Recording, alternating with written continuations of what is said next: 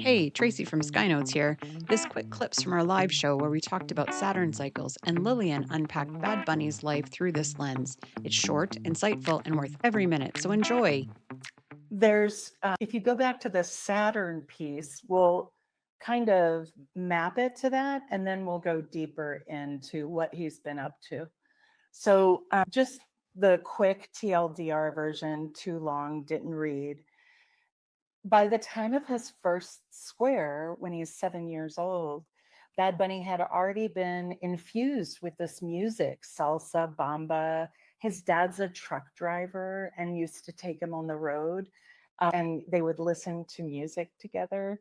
And he, at 5 or 6, got to choose his first CD of his own and started singing. And we looked up pictures from his youth of him dancing for his family and singing for his family. And there was this very steady encouragement for him to sing. And so he had decided by the time of his first square that he was going to be a singer. By the time he was 14, he began performing, or he had actually begun to perform in a choir, and he ended up ending that because he was working on so much music of his own. So this is at the opposition, and he started to upload his music to SoundCloud. And at each time when I've seen him in various interviews, it's that the people were so supportive of him and saying, like, yeah, you are that guy. Please keep doing that. So things kind of exploded between the opposition and the second square. By the time we get to the second square, he had already been signed to a label in Puerto Rico and had won multiple awards. He also started to exhibit more of this passion for his people. And he wrote an anthem after the Hurricane Maria wiped out 3,000 people from this tiny island, and participated in protests to get the mayor replaced because there was corruption there. The awards that he won were the American Music Award for Latin music. And I can't skip over this next part. He fell in love with this beautiful jeweler, Gabriela. I can't remember her last name, so forgive me, but she became kind of his muse and was in his music, and she was in his videos. And there's one, Mi Tita Pregunta, video that he's in that's so gorgeous, and I'd recommend you all go see it because it really captures like how romantic he can be, but also how coarse he can be, because the entire song Tita Mi Pregunta is my aunt's asking me, do I have a girlfriend? And he's like, of course I have her here and here, and they're beautiful and women, I love them and all of them, and I want new women and all of this stuff. And then in the video, he gets kidnapped by his friends, and he ends up going to a wedding. And in the sky is this gorgeous woman, his girlfriend of several years. And she descends from the sky, and they end up getting married. And it's just so romantic. And it fits in with this image, right, of like this rebel who's one with his people, who's, speaking the language and really standing up. And he hasn't compromised. He's recorded stuff in Brooklyn. He's traveled all around the world. He's not changing his identity.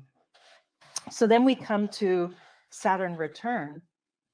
And when we looked at that chart, pardon me, there were a few things that stood out. One was his Venus was square his sun. And in this time, he met Kendall Jenner at a basketball game, his girlfriend of many years, and he broke up, but they were still good friends. And he began this relationship with arguably the most controversially famous family in the United States. And so there was really a lot of uproar about who is this guy? And he had 3 passes of the Saturn return. And on the first pass, he met her, then they dated, they broke up, and then on the third pass, they got back together. But there's a lot more to this story. I just highlight that to show he went from somebody who was known for like just this pure love, right? even though he was realistic, right? And like, scandalous, to somebody who did something that's completely uncharacteristic. And so I'll add a few more items. When he broke up with his girlfriend before Kendall Jenner, he kissed one of his male dancers at a concert. Yeah, I've seen footage of Right. that, yeah. And this kind of brings up another point to his fluidity and how he presents himself, which is so exciting with that Venus and Aries. He said, in this, he was on the cover of, I think, Spanish Vogue in 2020, and they did a video of him, and he said, sex is bigger than what we think it is, and we shouldn't limit ourselves. And then he said another thing that was really quite gorgeous, which was, and we don't appreciate women enough. And so he doesn't feel that sense of women are less than or beneath him.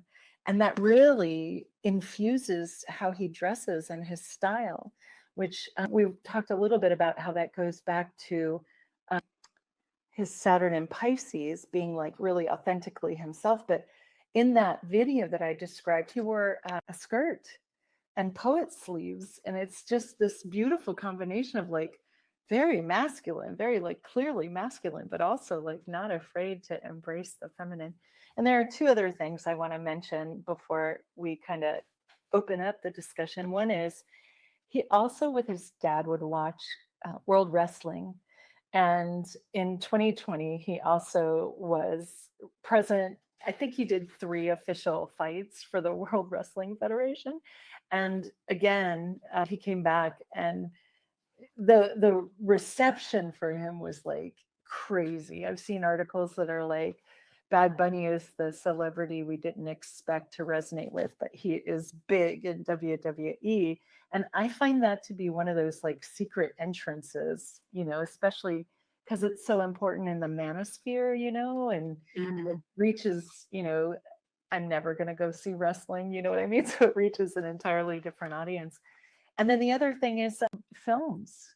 He started acting in Narcos, and then TV. He's done several TV things, but he was also in Bullet Train and most recently in Happy Gilmore. And I think like the fashion and the film really speaks to this, Renaissance guy. And then I can't end it all unless I say when he became more famous before he hit that second square, he started his foundation. And what would he call it other than Good Bunny?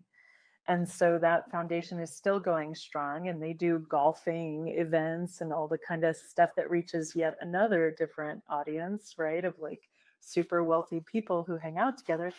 And then also he does a lot for his local town.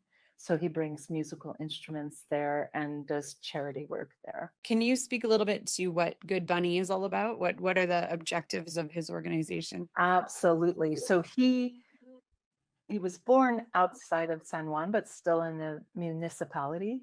But like many places, it's really rural in Puerto Rico. And so they moved to a barrio, and they didn't have, a lot. They made do, and they had a really happy family. But he saw what it was like to be oppressed, which I think is part of the Saturn and Pisces, is kind of, you see everything in a similar way to Virgo, but it's not, if it's personalized, it becomes sad. You know what I mean? It's not like, I find with Virgo, if it's personalized, you get to work because you don't want that irritation. But with Pisces, so sad. So what he does primarily is provide schools with equipment and resources. And then he also kicked it all off with $100,000 of money from his wallet. So he is very engaged with that. The golfing thing, I think, reflects sort of how he's entering this different world.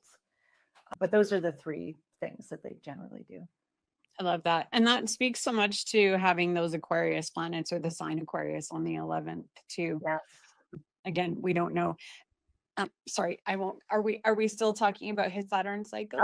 I'm all done. I'm all done. No, that's not what I meant. I just don't want to jump ahead. I don't want to cut you off. I don't want you to you did so much work on this. I do not want to miss anything.